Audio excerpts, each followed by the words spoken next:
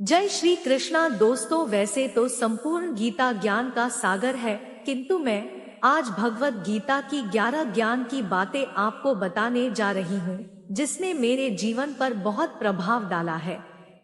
यदि आप इन बातों को अपने जीवन पर उतारते हैं, तो एक बहुत बड़ा फर्क आपको देखने को मिल सकता है।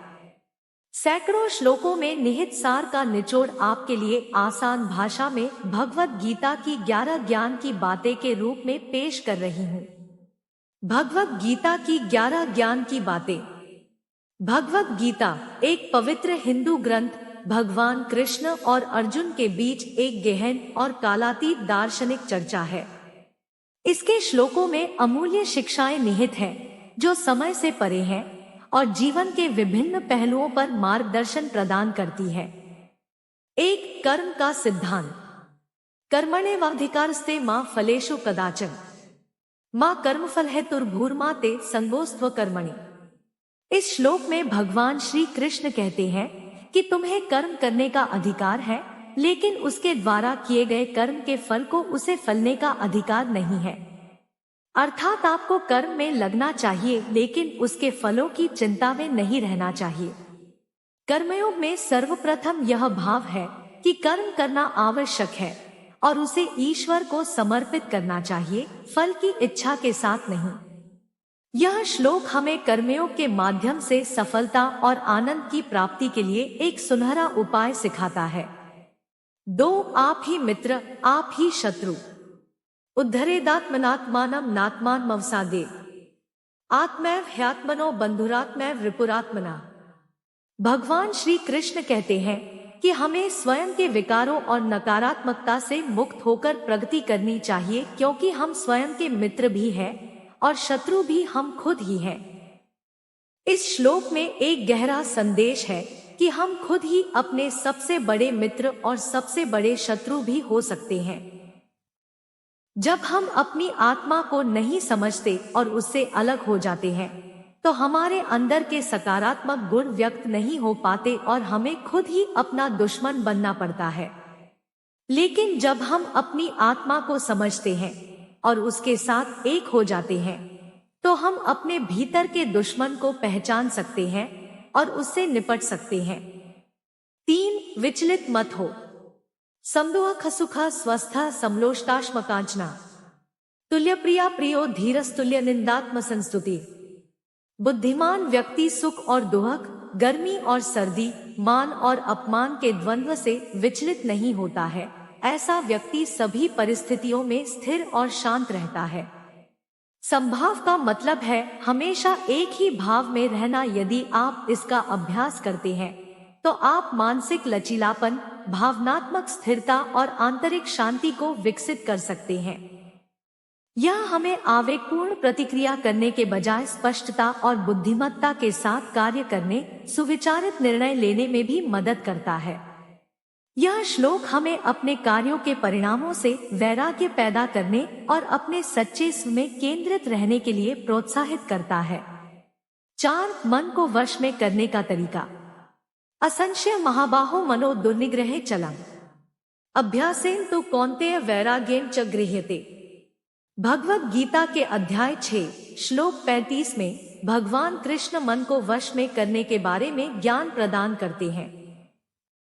निस्संदेह हे महाबाहु अर्जुन, मन चंचल है और उसे नियंत्रित करना कठिन है, लेकिन नियमित अभ्यास और अनासक्ति, वैराग्य के माध्यम से इसे नियंत्रित किया जा सकता है। इस श्लोक में भगवान कृष्ण मन को नियंत्रित करने की चुनौतियों को स्वीकार करते हैं।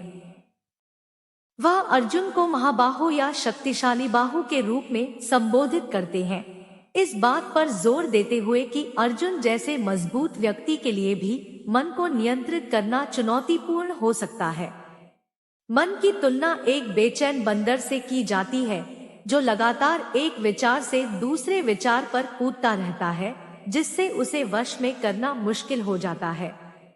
हालांकि भगवान श्री कृष्ण मन को वश में करने के लिए समाधान प्रदान करते हैं।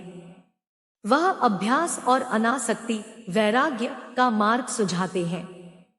यहाँ पर अभ्यास का मतलब मेडिटेशन से है। नियमित अभ्यास से मन को अधिक एकाग्र और शांत होने के लिए प्रशिक्षित किया जा सकता है। 5 स्थिर बुद्धि के लक्षण। यह सर्वत्रान्भिस्नहस्तत्तत् प्राप्य शुभाशुभम नाभिनंदति न द्वेष्टि तस्य प्रज्ञा प्रतिष्ठिता। जो सर्वत्र आसक्ति से रहित है, जो शुभ में प्रसन्न नहीं होता और अशुभ में शोक नहीं करता, उसकी बुद्धि स्थिर है। 6 शोक करना व्यर्थ है। अशोचानन व शोचस्त्वम प्रज्ञावादांश्च भाष्ये गतासूश्च नानुशोचन्ति पंडिता। भगवत गीता की 11 ज्ञान की बातें जो हमें मार्गदर्शन प्रदान करती है, उसके दूसरे अध्याय के श्लोक 11 में भगवान श्री कृष्ण शोक को व्यर्थ बताते हुए व्यंग करते हैं। भगवान ने कहा, तुम उन लोगों के लिए शोक करते हो जो शोक करने के योग्य नहीं है और फिर भी ज्ञान की बातें कहते हैं। बुद्धिमान व्यक्ति न तो जीवित लोगों के लिए शोक करते हैं और न ही मृतकों के लिए। कृष्ण यह इंगित करके प्रारंभ करते हैं कि अर्जुन का दोहक गलत है। वह उन लोगों के लिए दोहक मना रहा है जो उसके दोहक के पात्र नहीं है।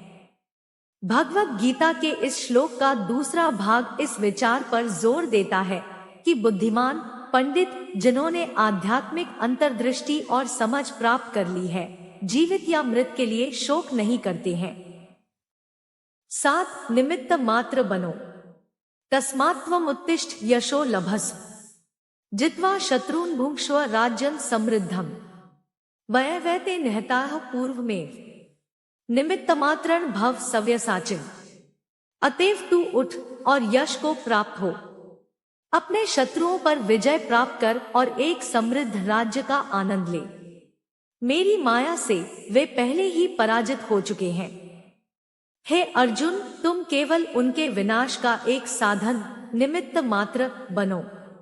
भगवत गीता का यह श्लोक निडरता और दृढ़ संकल्प के साथ अपने कर्तव्य को पूरा करने के महत्व पर जोर देता है।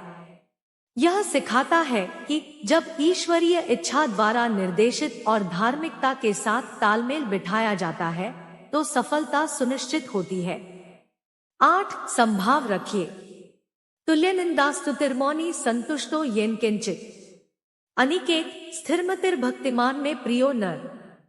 भगवान कहते हैं, जो मित्र और शत्रु के प्रति सम है, सम्मान और अपमान में, गर्मी और सर्दी, सुख और दुख में संभाव रखते हैं, जो आसक्ति से मुक्त है, जो अपने रास्ते में जो भी मिलता है उससे संतुष्ट रहते हैं, जो नियंत्रित और स्थिर मन रखते हैं और जो है मेरे प्रति समर्पित, ऐसा व्यक्ति मुझे प्रिय है। भगवत गीता का यह श्लोक किसी की आध्यात्मिक यात्रा में आंतरिक शक्ति, संतुष्टि और भक्ति विकसित करने के महत्व को रेखांकित करता है। 9 सत्य ही ब्रह्मांड में व्याप्त है। नास्तो विद्यते भावो नाभावो विद्यते सतः उभयोरपि दरिष्टोन्तस्त्वन्योस्ततत्वदर्शिभिः। असत्य का कोई अस्तित्व नहीं है और वास्तविक का अस्तित्व कभी समाप्त नहीं होता है। सत्य के दृष्टाओं ने दोनों के स्वभाव को समझकर एक ही निष्कर्ष निकाला है।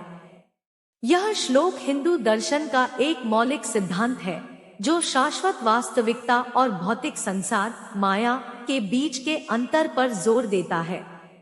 बुद्धिमान इस सत्य को समझकर भौतिक क्षेत्र के भ्रम को पार करने और शाश्वत वास्तविकता के साथ मिलन की कोशिश करते हैं, जो मुक्ति मोक्ष की ओर ले जाता है। 10 काम, क्रोध और लोभ व्यक्ति का नाश कर देता है। त्रिविध नरक सेदम द्वारण नाशनमात्मना कामः क्रोधस्तथा लोभस्तस्मादेतत्रयं त्यजेत्। भगवत गीता के अध्याय 16 के 21वें श्लोक में भगवान श्री कृष्ण जी अर्जुन से कहते हैं, 3 द्वार आत्मविनाशकारी नरक की ओर ले जाते हैं, काम, क्रोध और लालच। इसलिए व्यक्ति को इन तीनों को त्याग देना चाहिए।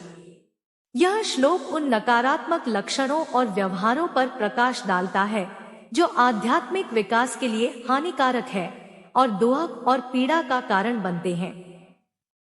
11 अपने कर्म में लगे रहो। सहजम कर्म कौन्तेय सदोषमपि न त्यजेत्। सर्वारंभा ही दोषेण धूमेनाग्निरिवावृताः। भगवत गीता के अध्याय 18 श्लोक 48 में भगवान श्री कृष्ण अर्जुन को अपनी अंतिम शिक्षा देते हैं और पूरे धर्म ग्रंथ में उनके मार्गदर्शन का सार संक्षेप में बताते हुए कहते हैं, हे कौन्ते, अर्जुन अपने स्वाभाविक कर्तव्यों का पालन बिना आसक्ति के करे, भले ही उनमें दोष हो। सभी कर्म दोषों से ढके होते हैं, जैसे आग धुएं से ढकी होती है।